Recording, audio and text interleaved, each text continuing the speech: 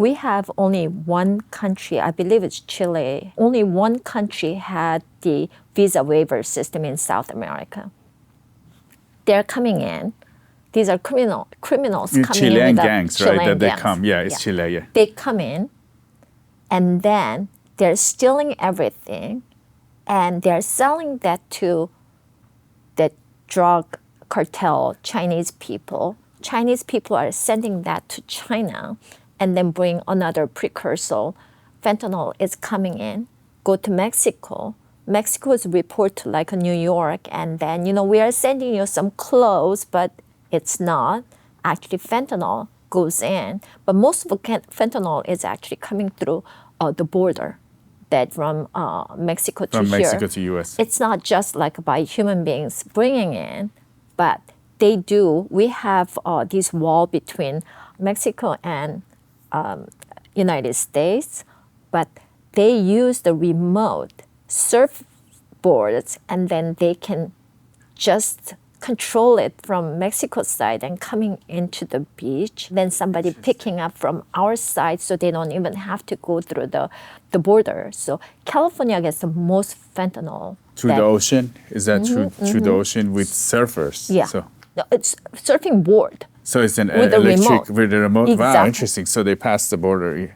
When you see it, China is actually creating like a international gangs and creating these bad drugs and creating much more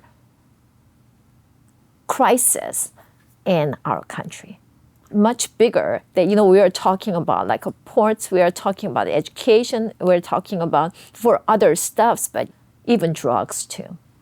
Our media newspaper started because they're persecuting Falun Gong. It's like it's about living by truth, compassion, tolerance, and now they have been using some American organizations and media to go after Falun Gong in the U.S. It's not just the U.S., but it's in other countries too.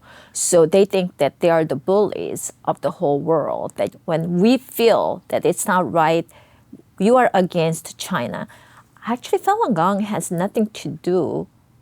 They're not against China. It's really interesting to see when you interpret the things and then they try to hide it. You are trying to hide something means that you are not doing the right thing. That's the bottom line for me. And you grew up in Korea yourself. You're from Korea. Can you tell us how you got involved with getting into Congress here? It's a long story because my father was a diplomat. So I was born in Korea and I lived until 14. And then I was raised in Japan until I was 19. So I went to college 1 year. And then my father sent me here. So I'm the first one came from my family actually in the United States. I never thought that I'm going to be a politician because I had a very shy personality and I couldn't speak in front of two people. But when my mom joined me, my father passed, so my mom joined me with my two younger sisters. We actually opened up the clothing shop in downtown Los Angeles. And I can even alter men's clothing shop. I can alter, if you need any alteration. I was a salesperson, I was a buyer, and I did alteration, I cleaned, I did everything for that store because my mom didn't speak English. And then few years later, about 4 years after that, my mom said, let's move on to shorter hours because it's 7 days and longer hours. And I was going to Pepperdine in Malibu at that time. So it was a long drive. So you were working and going to university? Oh yeah, full time. So my mom said, let's move on to building sandwich shop. It's a shorter hours, Monday through Friday. So we moved. But Board of Equalization at that time, now it's California Tax Agency, they hit my mom that with the taxes, that you used to pay this much sales tax, you didn't pay enough. When you are ready to close down, your inventory goes down, so your sales tax report goes down. They said, nope, you cheated. So my mom, first generation, she didn't speak English, so she had to pay tax plus interest and penalty on the top of it. So few years later, when that seat opened up, I told my husband, I'm running for this seat. My husband, who's been in politics since he was 14, his jaw dropped. He said, no, you don't want to do that. And I said, how many people know Board of Equalization? My husband said, no, I don't even know what they do. I said, that's perfect. So you tried to talk to them and they didn't, they ignored you guys No, you or were no? so scared because when you got the You tax got the agency penalty, text then you, my mom just paid it because she was so scared that, when you got they the must shut letter. you down. And So I told my husband I'm running. That's the way it started. So I served 2 terms. It's a constitutional office and did in you win? California. So you, I won by 5 points. I ran against very prominent state senator, but I didn't speak English. And I was nobody. I'm still nobody, but I was nobody at that time. And he thought that this Asian woman that who cannot even speak in front of people, has very shy personality and housewife. What happened here? So he was not really working hard, and I went.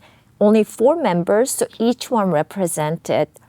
Right now, they still that represent 9 million people, so 5 different counties.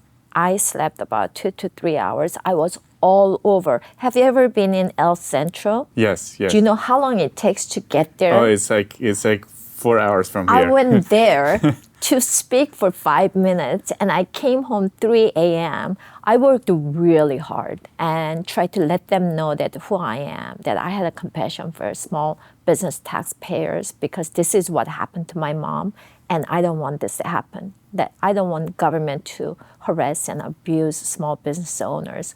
So I ran. I won by 5 points, and I served 2 terms. And then I moved on to Orange County supervisor, and then Congress. How did you manage to get elected?